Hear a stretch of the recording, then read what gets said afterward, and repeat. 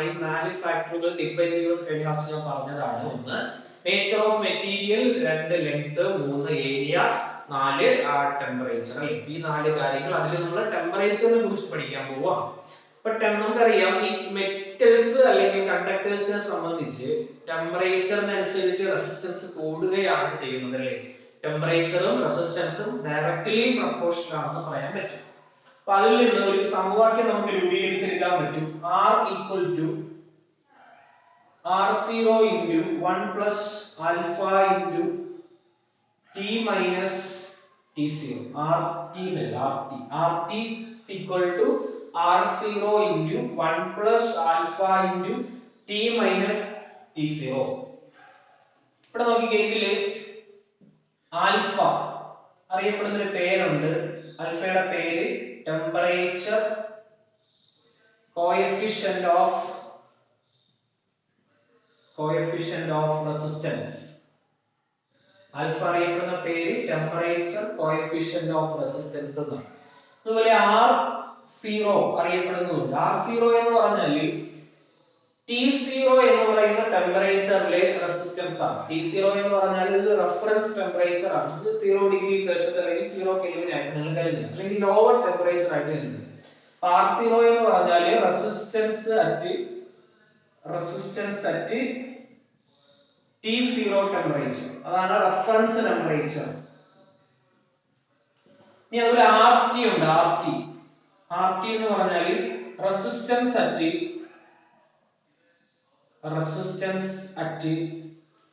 T temperature.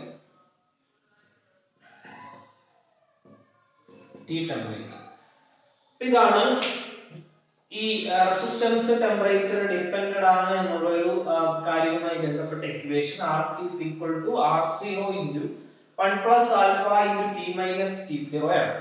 ഇവിടെ T0 reference temperature ആണ്. അത് 0 ഡിഗ്രി ആണെങ്കിൽ 0 കെൽവിൻ ആയിട്ട് ഞാൻ എടുത്താൽ ഇവിടെ 0 കൊടുത്ത് എഴുതുമ്പോൾ നമുക്ക് RT equal to R0 into 1 plus alpha T എന്ന് കിട്ടും.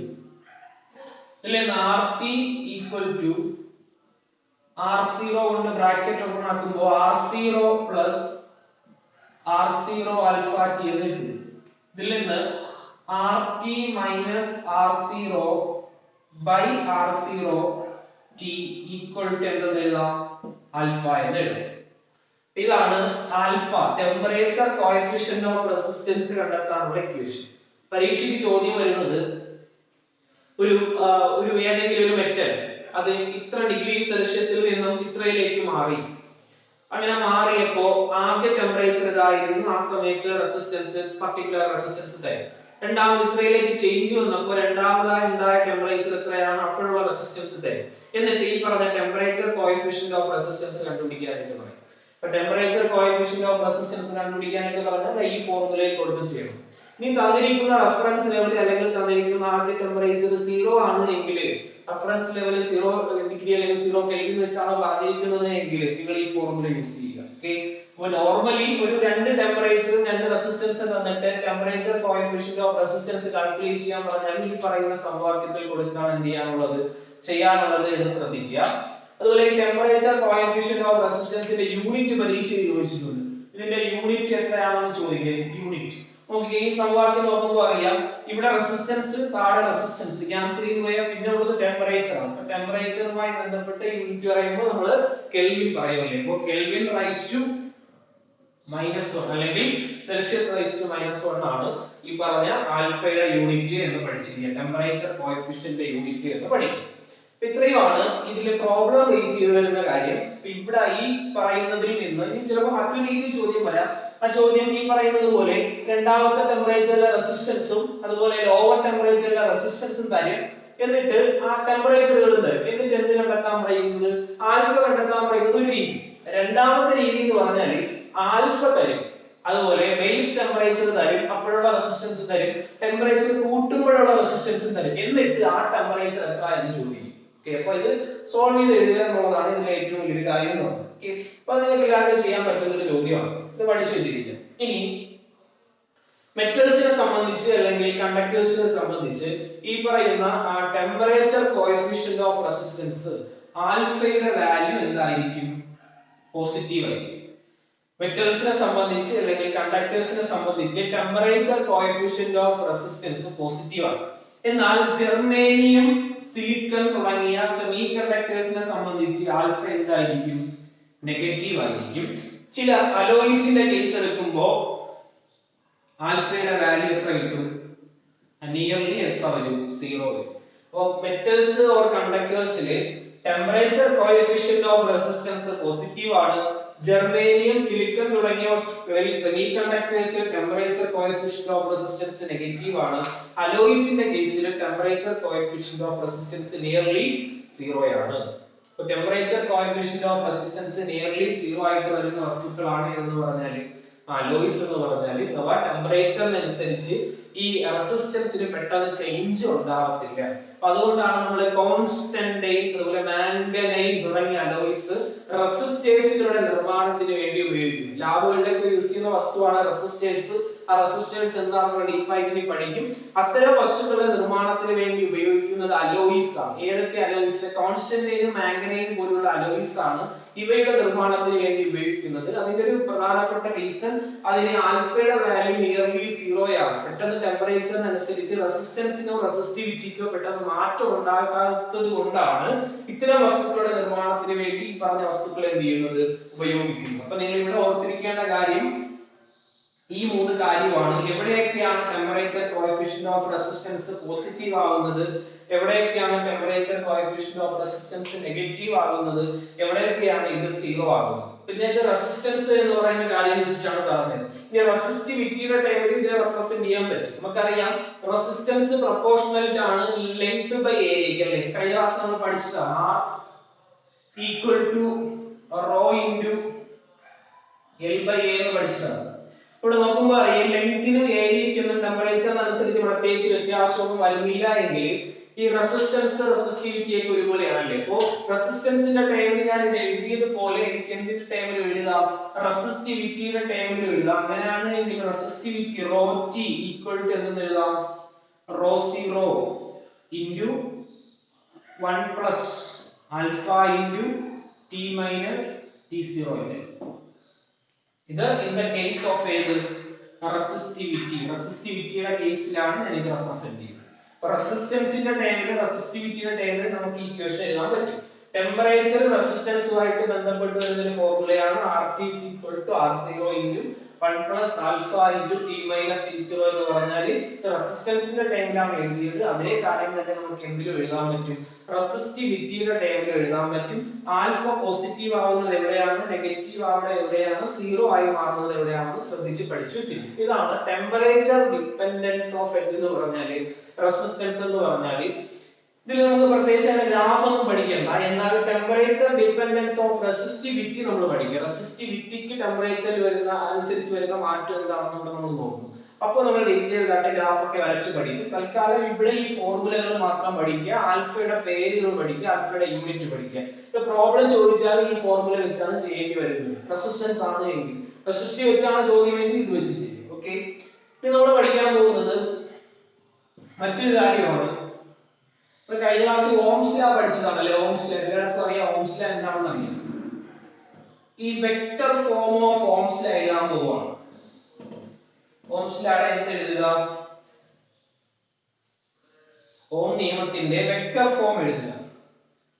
Vector form of Ohm's law. Vector form of Ohm's law. Ohm's ലോയുടെ എന്ത് എഴുതുക? വെക്റ്റർ ഫോം എഴുതുക. അങ്ങനെ ഒരു ചോദ്യം വന്നാൽ നിങ്ങൾ ഇവിടെ അറിഞ്ഞിരിക്കേണ്ടത് ഒന്ന് I is equal to അവൻ എന്നൊരു ഇക്വേഷൻ പഠിപ്പിച്ചിട്ടുണ്ട്. I is equal to അവൻ അല്ലേ? പിന്നെ ഞാൻ പഠിപ്പിച്ച കാര്യമാണ് കറണ്ടും ഡ്രിഫ്റ്റ് വെലോസിറ്റിയും തമ്മിലുള്ള ബന്ധം എന്താണെന്ന് ചോദിച്ചാൽ I is equal to അവനാണ്. ഇവിടെ ഞാൻ പഠിപ്പിച്ച ഇക്വേഷൻസ് ഓരോന്നായിട്ട് ഇവിടെ എഴുതി പറഞ്ഞു. ഒന്ന് നമ്മൾ പഠിച്ചത് I is equal to എന്ന് പഠിച്ചത് Q by T പഠിച്ചു. I is equal to Q by T പഠിച്ചു. പിന്നെ നമ്മൾ പഠിച്ചത് ഡ്രിഫ്റ്റ് വെലോസിറ്റി VD എന്ന് പറഞ്ഞാൽ മൈനസ് EE ടോ ബൈ എന്താണെന്ന് പഠിച്ചു, M ആണെന്ന് പഠിച്ചു. പിന്നെ നമ്മൾ പഠിച്ചത് current density J. Current density J എന്ന് പറഞ്ഞാൽ I by A ആണെന്ന് പഠിച്ചു അല്ലേ? പിന്നെ നമ്മൾ ഓംസ് ലോയുടെ ഇക്വേഷൻ പഠിച്ചു. V സമം IR പഠിച്ചു. IR. പിന്നെ R സമം rho into L by A എന്ന ഇക്വേഷൻ പഠിച്ചു. പിന്നെ G സമം 1 by R പഠിച്ചു. അതുപോലെ സിഗ്മ സമം 1 by rho പഠിച്ചു. ഇത്രയും ഇക്വേഷൻസ് ആണ് നമ്മൾ ഈ ചാപ്റ്ററിൽ ഇതുവരെ പഠിച്ചത്. അപ്പോൾ അതിലൂടെ നോക്കിക്കേ, ഇത് relation between current and drift velocity എന്ന സെക്ഷനിൽ പഠിപ്പിച്ചതാണ്. I is equal to അവൻ എങ്ങനെ കിട്ടിയെന്ന് ഞാൻ അന്ന് തെളിയിച്ചു തന്നതാണ്, പ്രൂവ് ചെയ്തതാണ്. നമുക്കിവിടെ പഠിക്കുന്നത് ഓംസ് ലോയുടെ എന്ത് എഴുതാനാണ്, വെക്റ്റർ ഫോം എഴുതാനാണ്.